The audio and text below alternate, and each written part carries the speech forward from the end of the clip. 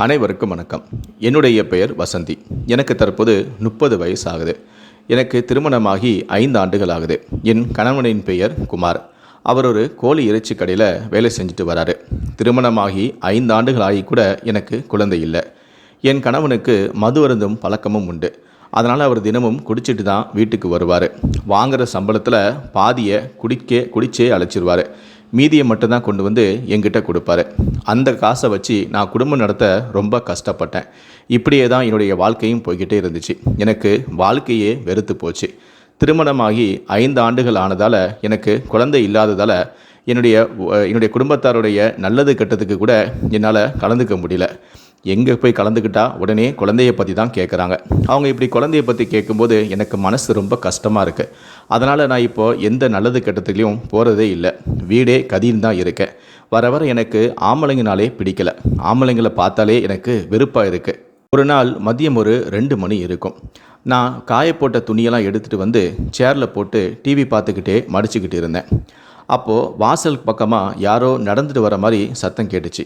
நானும் யாரோ வராங்க அப்படின்னு சொல்லிட்டு வாசலை பார்த்துக்கிட்டே துணிகளை மடிச்சுக்கிட்டு இருந்தேன். அப்போது திடீர்னு மேடம் சிலிண்டர்னு அப்படின்னு ஒரு குரல் கேட்டுச்சு.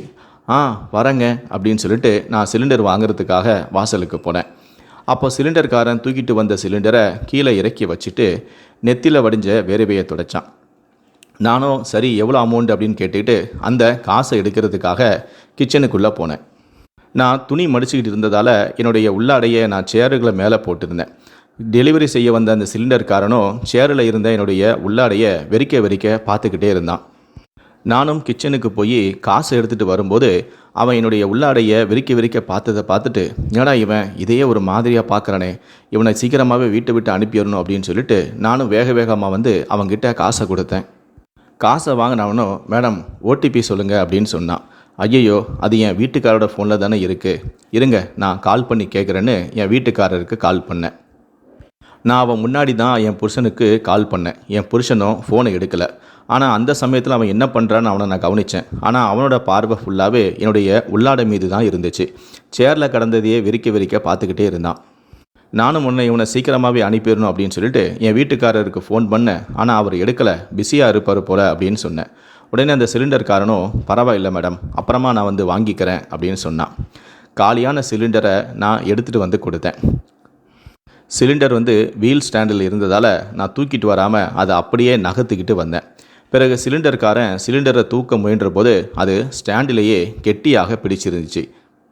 அதை பார்த்தனா, இருங்க நான் ஸ்டாண்டை பிடிச்சிக்கிறேன், நீங்கள் தூக்குங்க என்று சொல்லி நான் ஸ்டாண்டை தூக்குவதற்காக கீழே குனிஞ்சு அதை நான் பிடித்தேன்.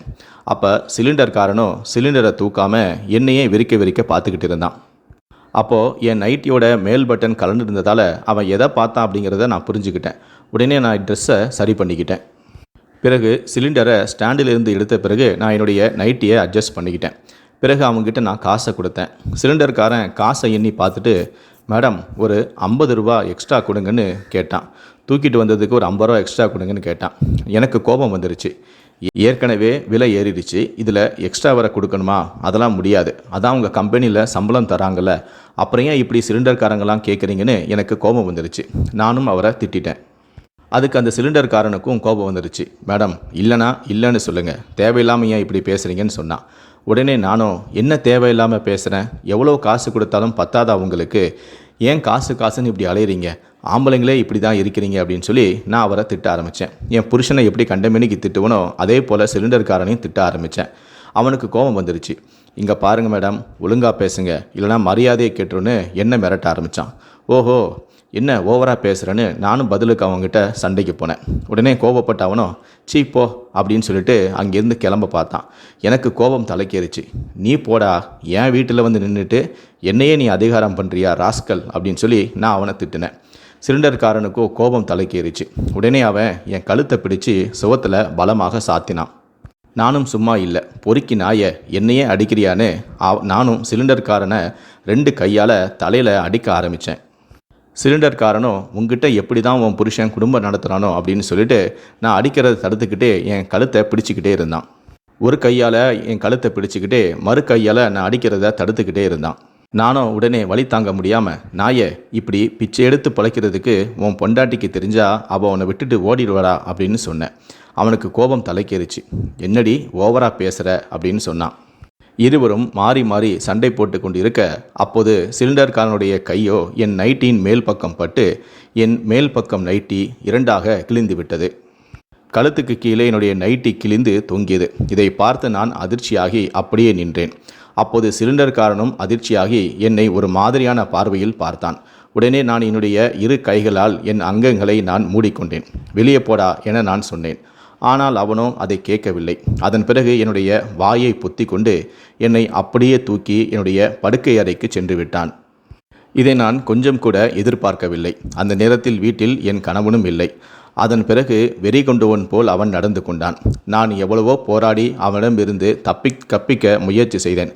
ஆனால் அவன் என்னை விட வலிமையின் ஆண்மகன் என்பதாலும் அவன் வலிமையானவன் என்பதாலும் அவனிடமிருந்து என்னால் தப்பிக்க முடியவில்லை. அது மட்டுமல்ல, என் கணவனும் குடிகாரன் என்பதாலும் தினமும் அவர் குடித்துவிட்டு தான் வீட்டுக்கு வருவதாலும் என்னை அவர் தொட்டே பல வருடங்களாகிவிட்டது. இப்படி திடீரென சிலிண்டர்காரன் என் மீது பாய்ந்தாலும் நான் அவனை தடுக்க முயற்சி செய்தாலும் எனக்குள் இருந்த மோகம் என்னை தட்டி எழுப்பியது. எனக்கும் உடல் தேவை இருந்ததால் ஒரு கட்டத்தில் சிலிண்டர்காரனை எதிர்ப்பதை நிறுத்திவிட்டு அவனுக்கு ஒத்துழைப்பு கொடுக்கவும் ஆரம்பித்தேன். எனக்கும் உடல் தேவை இருந்ததால் நான் கத்தவோ அவனை எதிர்க்கவோ இல்லை.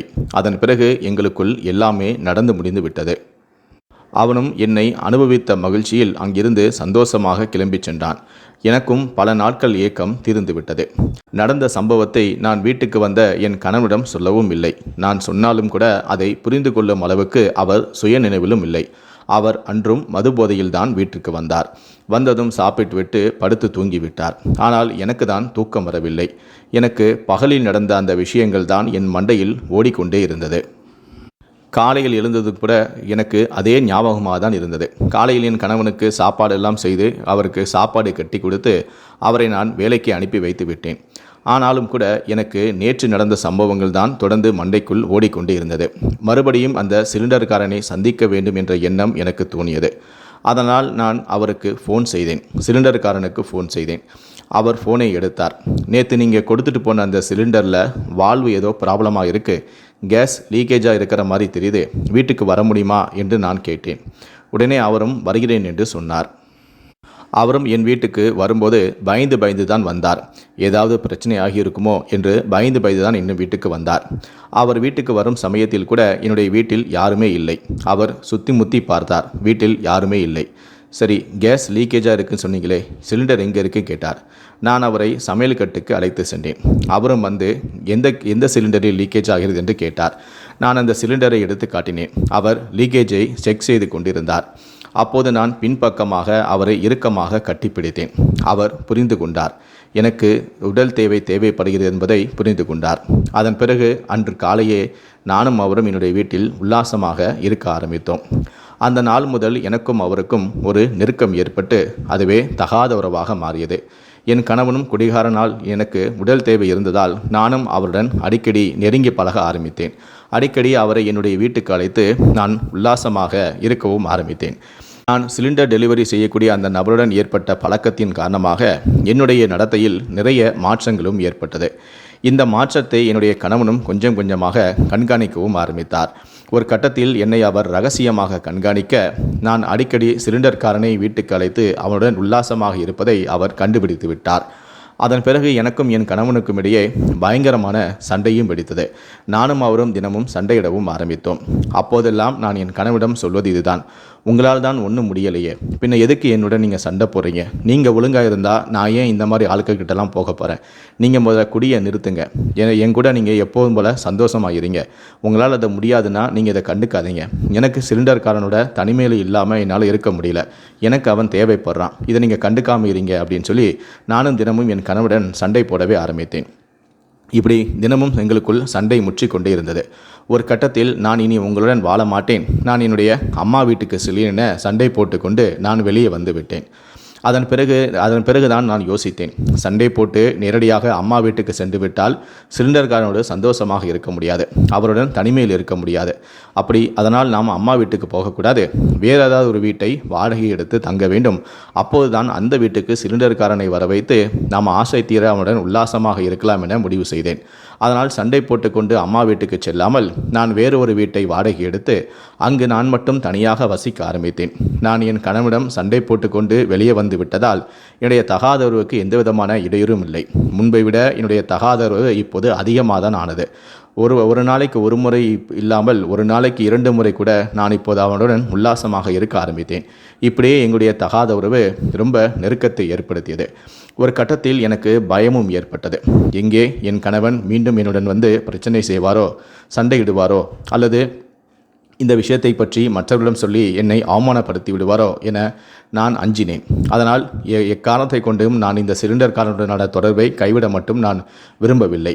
எது நடந்தாலும் இவனுடன் தொடர்பில் இருக்க வேண்டுமென நான் உறுதியாக இருந்தேன். அதனால் என்றாவது ஒரு நாள் என் கணவனால் பிரச்சனை வரும் என்பதால் என் கணவனையே நான் தீட்டுக்கட்ட முடிவும் செய்தேன். அதனால் அவரை கொலை செய்ய வேண்டுமென நான் திட்டமிட்டேன். அதற்காக நான் கூலிப்படையை போய் சந்தித்தேன். நானும் சிலிண்டர்காரனும் சென்று கூலிப்படையை சந்தித்தோம். ஆனால் அவர்கள் கேட்ட தொகையை எங்களால் கொடுக்க முடியவில்லை. அவர்கள் ஒரு பெரிய தொகையை கேட்டார்கள். அவ்வளோ பணம் எங்களிடம் இல்லை. அதே சமயத்தில் கூலிப்படையை வைத்து நான் எங்கள் கணவனை கொலை செய்தாலும் கூட போலீசார் அந்த நேரத்தில் அந்த பகுதியில் யார் யாரெல்லாம் இருக்கிறார்கள் என்று அந்த செல்போன் நம்பரை வைத்து கூலிப்படையை முதலில் கண்டுபிடித்து விடுவார்கள். அவர்களை வைத்து எங்களையும் கண்டுபிடித்து விடுவார்கள். அதனால் கூலிப்படையை வைத்து கொலை செய்வது நமக்கு தான் பிரச்சனையாக அமையும் என நாங்கள் அந்த பிளானை டிராப் செய்து விட்டோம். என்னுடைய கணவனையும் கொலை செய்ய வேண்டும், அதே சமயத்தில் நாங்களும் போலீசாரிடம் மாட்டிக்கொள்ளக்கூடாது என்பதில் நாங்கள் உறுதியாக இருந்தோம். அதன் பிறகு சிலிண்டர்காரனிடம் சொன்னான், நீ உன் கணவனிடம் போய் சேர்ந்து கொள், அவருக்கு சாப்பாட்டில் தூக்க மாத்திரையை கலந்து கொடுத்து விடு, நான் இரவு உன்னுடைய வீட்டுக்கு வருகிறேன், நானும் நீயும் சேர்ந்து அவரை கழுத்தை நிறுத்தி கொலை செய்து விடலாம், யாருக்கும் சந்தேகம் வராது எனவும் கூறினான். நானும் யோசித்து பார்த்தேன். வேண்டாம், நாம் அப்படி செய்யும்போது நம்மை அறியாமல் ஏதாவது அவருடைய உடலில் காயங்கள் ஏற்பட்டால் அதை வைத்து நாம் மாட்டிக்கொள்வோம். அதே சமயத்தில் நான் திடீரென அவருடன் போய் சேர்ந்து அவர் திடீரென இறந்துவிட்டால் முதலில் என் மீது தான் அனைவரும் சந்தேகப்படுவார்கள். அதனால் இந்த திட்டமும் வேண்டாம், வேறு ஒரு திட்டத்தை நாம் அரங்கேற்றலாம் என நாங்கள் முடிவும் செய்தோம். அதன் பிறகு என்னுடைய கணவனை கொலை செய்ய வேண்டும், ஆனால் நாங்கள் மாட்டிக்கொள்ளக்கூடாது, அப்படியே மாட்டிக்கொண்டாலும் கூட வேறு ஒருவரின் மீது பழியை போட வேண்டும், எப்படி கொலை செய்யலாம் என நானும் சிலிண்டர்காரனும் மூளையை கசக்கி யோசித்து கொண்டிருந்தோம். அப்போதுதான் என் கணவனுடைய குடிப்பழக்கமே எங்களுக்கு சாதகமாக அமைந்தது. அதனால் அவருக்கு மதுவில் அவருக்கே தெரியாமல் விஷத்தை கலந்து கொடுத்து அவரை கொலை செய்யலாம் என நாங்கள் திட்டமிட்டோம். அதற்காக நான் என் கணவனுடைய அண்ணனுக்கு ஃபோன் செய்தேன். அவரும் என்னம்மா என்று என்னை தேடி வந்தார். எனக்கு ஒரு 2 மது பாட்டில் வாங்கி தர முடியுமா, 2 குவார்ட்டர் வாங்கி தர முடியுமா எனவும் கேட்டேன். அவரும் என்ன ஏது என காரணம் கூட கேட்காமல் கடைக்கு சென்று 2 மது பாட்டிலை வாங்கி வந்து என்னிடம் கொடுத்தார். நானும் ஒன்று அவரிடம் கொடுத்துவிட்டு, நீங்கள் சந்தோஷமாக இன்று என்ஜாய் பண்ணுங்கள் என நான் கொடுத்தேன். அவரும் சந்தோஷமாக அதை வாங்கி கொண்டு சென்று விட்டார். அதன் பிறகு நான் நேராக மெடிக்கல் ஷாப்புக்கு சென்றேன். அங்கு சென்று நீரிழிவு நோயாளிகள் போடக்கூடிய சிரஞ்சை வாங்கி வந்தேன். என்னுடைய வீட்டில் இருந்த ஆசிட் பாட்டிலை எடுத்து அதிலிருந்த ஆசிடை எடுத்து இந்த மதுபானத்தில் நான் கலந்தேன். அதன் பிறகு இன்று இதை கொண்டு போய் என் கணவனிடம் கொடுத்தால் அவர் கண்டிப்பாக இதை குடித்து இறந்து விடுவார் என்று நானும் நினைத்தேன். அவர் குடித்து இறந்தால் அதிகமாக குடித்து இறந்து விட்டார் என சொல்லி நான் நாடகம் ஆடலாம் என முடிவு செய்து மது பாட்டிலில் இந்த ஆசிடை கலந்து நானும் எடுத்துச் சென்றேன். அப்போது என் கணவன் வீட்டில் தான் இருந்தார், மது போதையில் தான் இருந்தார். அப்போது நான் வீட்டுக்கு சென்று அவரிடம், உங்களுடைய நண்பர் யாரோ என்று எனக்கு தெரியாது, நான் வர வழியில் என்னை பார்த்து இதை உன்னிடம் கொடுத்து விடுங்கள் என்று சொன்னார்கள், அதனால்தான் நான் உன்னை பார்க்க வந்தேன், இந்தா என்று நான் சென்று என் கணவனிடம் இந்த மது பாட்டிலை கொடுத்தேன். என் கணவன் மது பாட்டிலை வாங்கியதுமே குடித்து விடுவார் என நான் நினைத்தேன். ஆனால் அவர் குடிக்கவில்லை. ஏனென்றால் அவர் ஏற்கனவே மது போதையில் தான் இருந்தார். அது மட்டுமல்ல, இந்த சரக்கை யார் கொடுத்தாங்க, எப்போ கொடுத்தாங்க, எதுக்கு கொடுத்தாங்கன்னு எந்த ஒரு கேள்வியும் கேட்கவில்லை. அவர் சரி நீ போ, நான் பார்த்துக்கிறேன் என்று வாங்கி வீட்டில் ஒரு ஓரமாக வைத்து விட்டார். எனக்கு இது பெரிய ஏமாற்றமாக இருந்தது. என் கணவன் குடித்துவிட்டு இன்றே இறந்து விடுவார் என நான் நினைத்தேன். சரி, வாங்கி வைத்து விட்டார், ஒருவேளை இரவு தூங்குவதற்கு முன்பு குடிப்பார் என நான் நினைத்துவிட்டு என்னுடைய வீட்டுக்கு வந்து விட்டேன். பகலில் நான் என் கணவன் இறந்துட்டார் என்ற செய்தியை கேட்பதற்காக நான் வெளியே ஆவலுடன் காத்து கொண்டிருந்தேன். ஆனால் எந்த விதமான தகவலும் எனக்கு வரவில்லை. என் கணவனுக்கு என்னாச்சோ ஏதாச்சோ தெரியவில்லை என தூரமாக நின்று என்னுடைய வீட்டை நான் நோட்டமிட்டேன். அப்போது வழக்கம் போல என் கணவன் காலையில் வேலைக்கு சென்று கொண்டிருந்தார். வேலைக்கு போகிறாரா, அப்போ ஒரு நைட்டு குடிக்கவே இல்லையா என்று நான் ஏமாற்றத்துடன் நான் என் வீட்டுக்கு சென்று விட்டேன். ஆனால் என் கணவனோ அந்த சரக்கை குடிக்காமல் வேலை செய்யும் இடத்திற்கு எடுத்து சென்று மதியம் சாப்பிடும்போது குடித்து கொள்ளலாம் என எடுத்து சென்றிருக்கிறார். இது எனக்கு தெரியாது. அவர் எடுத்து சென்ற அவரோ மதியம் சாப்பிடும் சமயத்தில் சரக்கை ஊற்றி குடித்து கொண்டிருந்தார். அந்த சமயத்தில் அவரோடு வேலை செய்யக்கூடிய மற்றொரு நபர் வந்து, எனக்கெல்லாம் சரக்கு கிடையாதா, எனக்கு ஒரு கொடுப்பா அப்படின்னு சொல்லி அவரும் கேட்க, என் கணவனோ அவருக்கும் அந்த சரக்கில் பாதியை ஊற்றி கொடுத்திருக்கிறார். இவரும் என் கணவனும் என் கணவனின் நண்பரும் அந்த மதுவை பாதியாக குடித்திருக்கிறார்கள். குடித்து முடித்துவிட்டு சாப்பிட்டுவிட்டு வேலையும் பார்க்க ஆரம்பித்திருக்கிறார்கள். வேலை செய்ய கொண்டிருக்கும் போது திடீரென என் கணவனின் நண்பருக்கு வயிற்று வலி ஏற்பட்டிருக்கிறது. அவர் உடனடியாக பாத்ரூமுக்கு சென்றிருக்கிறார். அவருக்கு வயிற்றுப்போக்கு சென்றிருக்கிறது. அதன் பிறகு திரும்ப வந்து வேலை செய்திருக்கிறார். திரும்பவும் வயிறு கலக்கியிருக்கிறது. திரும்பவும் பாத்ரூம் போயிருக்கிறார். திரும்பவும் வந்து வேலை செய்திருக்கிறார். திரும்பவும் வயிறு கலக்கியிருக்கிறது. பாத்ரூம் போயிருக்கிறார். இப்படி தொடர்ச்சியாக வயிற்றுப்போக்கு அவருக்கு ஏற்பட்டு ஒரு கட்டத்தில் மயங்கி விழுந்து விட்டார். இதை பார்த்த என் கணவன் அதிர்ச்சியாகி அவருடைய நண்பரை தூக்கி கொண்டு மருத்துவமனைக்கு சென்று இருக்கிறார். மருத்துவமனையில் அனுமதிக்கப்பட்டு தீவிரமான சிகிச்சையும் அளிக்கப்பட்டது. ஆனால் அதன் பிறகுதான் என் கணவனுக்கே வயிறு வலி ஏற்பட்டது. அவருக்கும் வயிறு கலக்கியது. அதனால் அவர் பாத்ரூம் செல்வதற்காக ஆஸ்பத்திரியில் இல்லாமல் நேரடியாக வீட்டுக்கே வந்துவிட்டார். வீட்டுக்கு வந்த பிறகு அவருக்கும் அதே போல தன் நண்பனுக்கு நடந்தது போலவே இவருக்கும் மீண்டும் வயிற்றுப்போக்கு ஏற்பட்டது. ஒரு கட்டத்தில் நாமும் மயங்கி விழுவோம் என்று சுதாரித்து கொண்ட என் கணவன் வீட்டுக்கு வாசலில் வந்து என்னை காப்பாத்துங்கன்னு கத்தி கூச்சலிட்டு மயக்கம் போட்டு விழுந்து விட்டார். அவருடைய சத்தத்தை கேட்டு அக்கம் பக்கத்தில் உள்ளவர்களாம் ஓடி வந்து என் கணவனை தூக்கி கொண்டு மருத்துவமனையில் கொண்டு போய் சேர்த்தனர். இங்கு என் கணவனுக்கும் அவருடைய நண்பருக்கும் தீவிரமான சிகிச்சையும் அளிக்கப்பட்டது. இருந்தபோதிலும் அடுத்தடுத்து என்னுடைய கணவனின் நண்பரும் என் கணவனும் இறந்து விட்டார்கள். இது மருத்துவர்களுக்கு பேரதிர்ச்சியை கொடுத்தது. இப்படி ஒரே நேரத்தில் தொடர்ச்சியாக 2 பேர் இறந்ததால் போலீசார் உடனடியாக எப்படி இந்த இறப்பு நடந்தது, இவர்கள் இறப்புக்கு என்ன காரணம் என பிரேத பரிசோதனையும் செய்தார்கள். அப்படி பிரேத பரிசோதனை செய்யும் போதுதான் என் கணவன் குடித்த அந்த மதுவில் ஆசிட் போன்ற விஷயம் கலந்திருப்பதை கண்டுபிடித்தார்கள். அதன் பிறகுதான் இது எப்படி வந்தது என போலீசார் தங்களுடைய பாணியில் விசாரணையை துவங்கினார்கள். அக்கம் பக்கத்தில் உள்ளவரிடமிருந்து விசாரணை செய்ய இவருக்கும் இவருடைய மனைவிக்கும் ஏதோ ஒரு பிரச்சனை நடந்திருந்தது. அதனால் இருவரும் தற்போது பிரிந்துதான் வாழ்ந்திருக்கிறார்கள். அது மட்டுமல்ல, வசந்திக்கு யாருடனோ தொடர்பு இருப்பதாக அவருடைய கணவனும் அடிக்கடி சொல்லிக் கொண்டிருந்தார். அதனால் தன்னுடைய கள்ளக்காதலுக்கு இடையராக இருப்பதால் வசந்தி தான் கொலை செய்திருக்க வாய்ப்புண்டு என அனைவரும் என் மீது தான் சந்தேகத்தை எழுப்பினார்கள். இதனால் போலீசார் என்னை அழைத்து சென்று காவல் நிலையத்தில் வைத்து தங்களுடைய பாணியில் கிடுக்குப்பிடி விசாரணை மேற்கொள்ள பயந்து போன நான் அனைத்து உண்மைகளையும் நான் போலீசாரிடம் சொல்லிவிட்டேன். என் கணவனுக்கு நான் மதுவில் ஆசிடை கலந்து குடித்ததால் தான் அவர் இறந்துவிட்டார் என்று நான் அனைத்து உண்மைகளையும் ஒப்புக்கொண்டேன். என்னுடைய வாக்குமூலத்தின் அடிப்படையில் போலீசார் சிலிண்டர்காரனையும் அதிரடியாக கைதும் செய்தனர். நான் மதுவை கொடுத்த போதே என் கணவன் வாங்கி அதை சாப்பிட்டிருந்தால் அவர் குடித்துவிட்டு வீட்டிலேயே இறந்திருப்பார்.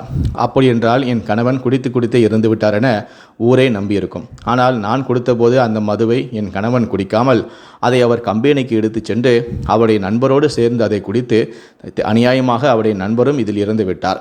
ஒரே நேரத்தில் 2 பேர் இருந்ததால் தான் போலீசாருக்கு சந்தேகம் ஏற்பட்டு, அதுவும் வேலை செய்யும் இடத்தில் இருந்ததால் தான் சந்தேகம் ஏற்பட்டு பிரேத பரிசோதனை செய்து இப்போது நானும் மாட்டிக்கொண்டேன்.